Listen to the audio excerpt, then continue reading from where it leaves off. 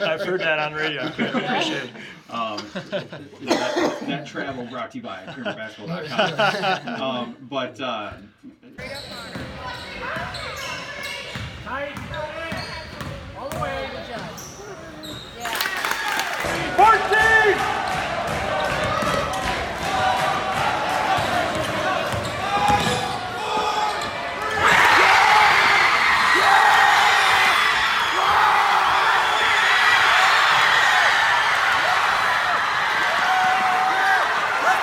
But with Kendal as well, I know Kendal has. You've said that, or I think your dad I talked to said that you've helped her out when she's been having some downtimes where she's been trying to figure out her mechanics or anything that's been off, that you've touched base with her. Talk a little bit about that and your connection with these two here in the studio. And Mike, I guess after that we'll piggyback and ask you what it's like to have a brother like Steve that you can just go to and hey, I'm having this issue. Can you give me some helpful tips? Because I think that you have been in some of his videos before, I think. So we'll go to Steve first. Talk a little about that, working with these two here, and plenty of other thumb athletes as well. Yeah, it's been kind of cool, especially having a lot of roots in the thumb area. I think I've had the chance to train the thumb player of the year every year. I think maybe there was 1 year where it wasn't. I hadn't worked it personally, at least with the boy or the girl, going all the way back to Marshall Liprant from Ubley, going way back there. And so that's been pretty cool. I think we've been working with Kendal since 8th or 9th grade. She's been coming out to camps, and it's been a lot of, with my distance and travel now, not being local anymore, it's been more text messages with her dad. It's been, video, breaking down. Last year, breaking down game film and saying, okay, when you're coming off the ball screen going left, your shoulder's nice and square to the basket, but when you're coming off to the right, I'm noticing that you're drifting a little bit, which is causing you to miss the basketball left or right. And so small things like that, Micah and I watched some game film of the Reese game yesterday, and we looked at a couple things where I think he can attack the defense a little bit better. Obviously it's been pretty cool to be in the area and see a lot of the players that we've worked with at the junior high level now as high school players. Kingston has a lot of them right now that, I remember those guys from 5th and 6th grade coming into the camp. So it's been cool to have done stuff in the area for a long enough period that now you're starting to get those youth players who are now, playing college basketball, or they're now playing high school basketball and getting some results, which is always rewarding as a coach, and it's fun to keep the relationship aspect of it there, because basketball and anything is a lot about the relationship. You want to show people that you care about them, you care about, for me, basketball, right, and doing things the right way. Also caring about that person as an individual, and letting them know that you work hard. If you don't quite reach or accomplish something that happens, I'm still proud of you. I still care about you, right? Still support you, and I think that's big for any player-coach relationship, is building that foundation. And then from there, the next thing is, what's the level of communication that you have? So I have three C's. It's care, it's communicate, and the next one isn't a verb, but it's competence. And so my level of communication, working with players like this, has to be at a high level. Whether it's the words that I use, the vocabulary needs to be on point as far as breaking down situations. 20 years ago it was called a down screen. Now most people are calling it a pin down. Just different types of things like that as far as the communication, and also being up to date with the streams of communication, because there's about 10 sources of communication that we didn't have 20 years ago, right? And so communication has changed, and so you got to be able to adapt to the types of changes that younger people are used to. And then when you're dealing with a high level player, whether it's a pro player, a college player, players like these two, you got to show your competence, because a higher level player you go, they're going to be able to sniff out a fake real quick, right? And so anytime that I'm working with a pro, college, high level, high school player, I got a short window to show that I'm competent and I know what I'm talking about, as far as how I'm able to demonstrate things, how I'm able to try to break a situation down, whether it's in person or whether it's by phone or text on a game film. And I think so. Those three C's are big as far as trying to build a relationship with anybody that you're working with. And as all things go with impressions, you got a short amount of time to make a positive impression with somebody. And so it's been cool having, Kendal, probably 5 years ago, come to a camp, and now her dad and her mom, and they've been keeping in touch with me since. And so that's fun to do with different players, especially around the Thumb area where, we grew up. So it becomes a personal connection as well, and with some of the players. Yeah, I mean, I probably work with about 2,000 athletes a year, so obviously I'm not going to have a tight relationship with 2,000 people. But there are going to be a few people that are near or far that, things maybe mesh a little bit more. There's one kid who plays out in Germany. I keep in touch with him probably once every 2 weeks. He's playing out in Germany right now. So distance isn't necessarily a factor with technology and communication that exists today. But just trying to keep that fit and trying to find out, how can I be of service to you? And we do that with coaches. There's coaches I talk to every single week by phone call or text message, trying to continue to build that relationship, watch game film for them, and try to say, here's some things that you might want to think about to continue to improve. And then you end up, being friends and supporting each other even more so because of the positive relationship that you built. And I always appreciate, too, I think it was last year, speaking of Brown City, one of the names you threw at me last year to watch out for, you said, Calvin Cook's having a great year, but I think Andrew Geiger was one of the names you said to watch out for.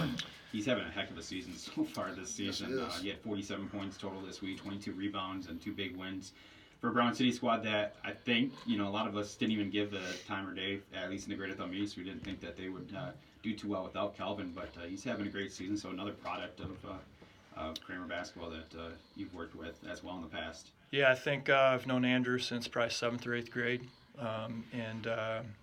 Every year since 7th or 8th grade, he's been coming out to our stuff. He's a member of my online training program.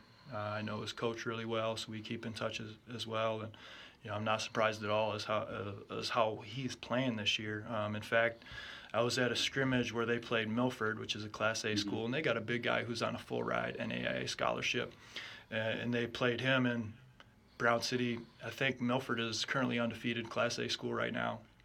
And for the most part, Brown City beat them the majority of the scrimmage, and Andrew outplayed the guy who's on a full ride scholarship. Wow. Now that's not to say he's more talented than the other guy. The other kid's about 6'7", great body, a little more inside outside.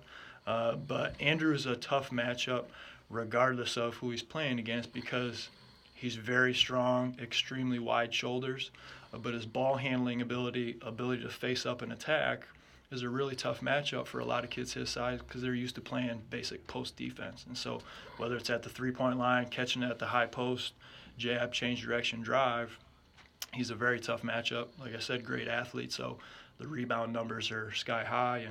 And, he's on one of those teams where they need him to play big every single game in order to win. And so far they've done that pretty well. Quite a few of those hidden gems in the thumb that a lot of people don't know about, but when you do go out and see him play, you're like, oh wow.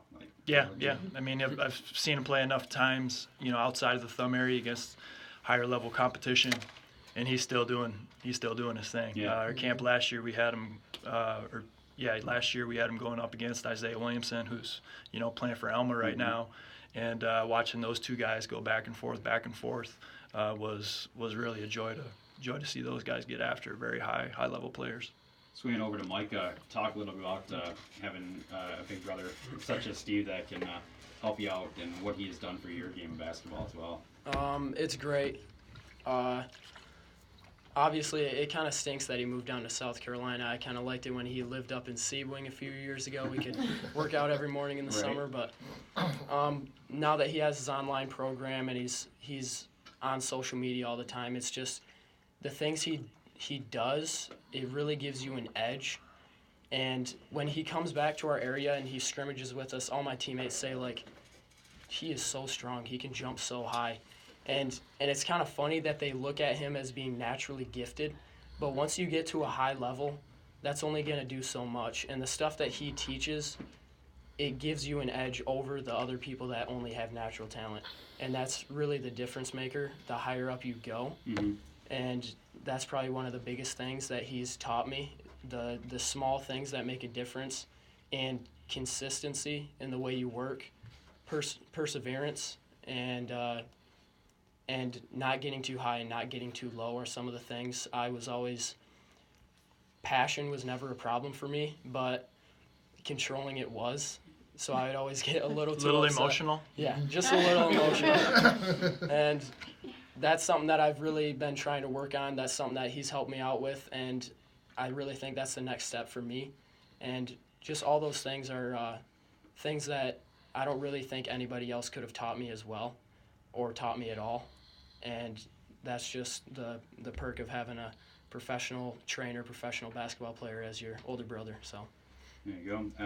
And to all the point guards out there especially, you got to keep an even keel on the court because the team follows your lead. You are the first line of defense.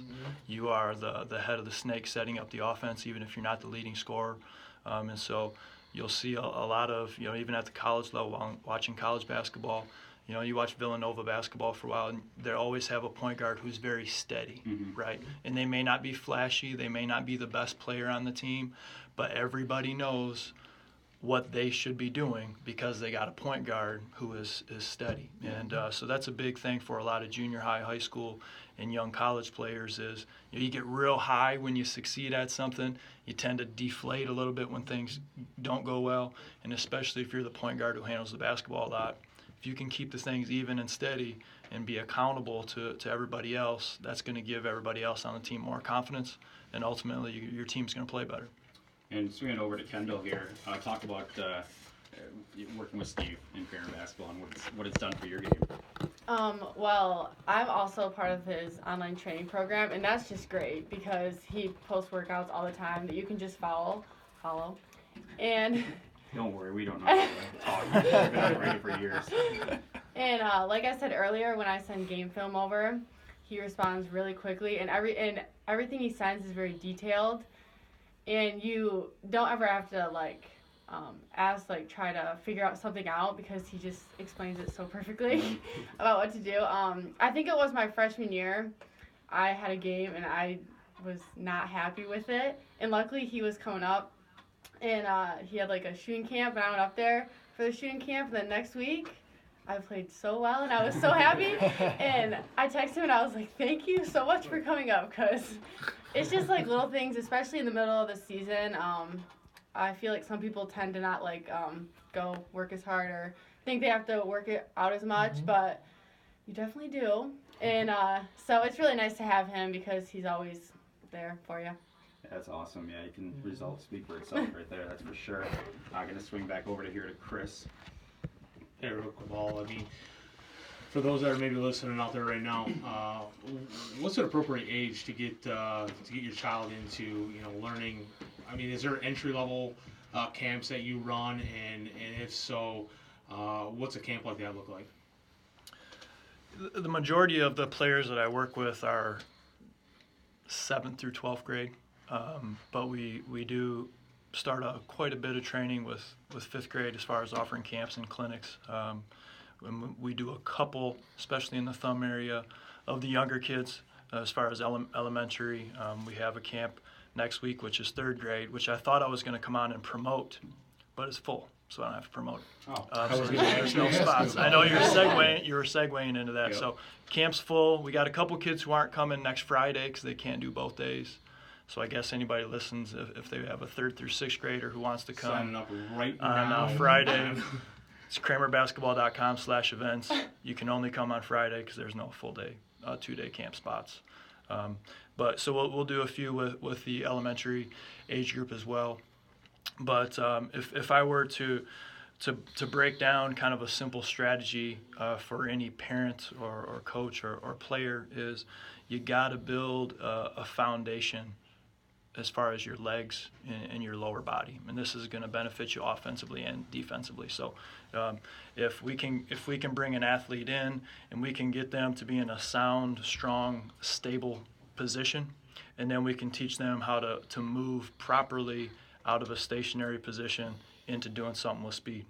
And so that's progression, 1 into 2. Once we can get into proper movement, now we add in the ability to change direction, right? So that's number 3. And then the 4th one is being able to be in a stationary positioning, being able to move properly, be able to change direction properly while you're getting hit, while you're getting fouled, while you're getting a bump, game contact, right? And so those are the 4 things. And then as you progress through those 4 fundamentals of foundational, which is stationary, proper movement, change of direction, take contact, now we need to add in some what we would call randomized training, which is your decision-making skills, okay?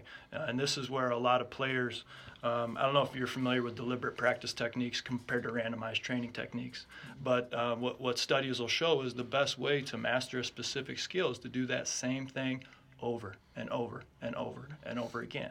Now, so we get too many players that's not that fun. Right? You think of all the Kobe Bryant stories. Well, he's in the gym for 3 hours and he only did one thing and he just did it. But that's how you best master a skill. Now, the best way to get that skill to translate in a game situation is add some decision making, adding some randomized to it, whether that's having a defender, whether that's having a drill where Micah might come up and say, okay, you're going to catch and shoot in 3, then you're going to 1 drill pull up right, you're going to 1 drill pull up left, and you're going to repeat those 3 things. So you're not doing the exact same thing exactly again and again and again. Because in basketball, the only time you do the exact same thing twice in a row is what? Free throws, right? Yep. You shoot that's the only time you're doing flat out block training style. Everything else is this action to this action to this action. So most players will either get stuck in too much block training, which you hear a lot of, I'm making shots in practice, I'm making shots in all the shooting drills, but for some reason I'm not scoring in a game.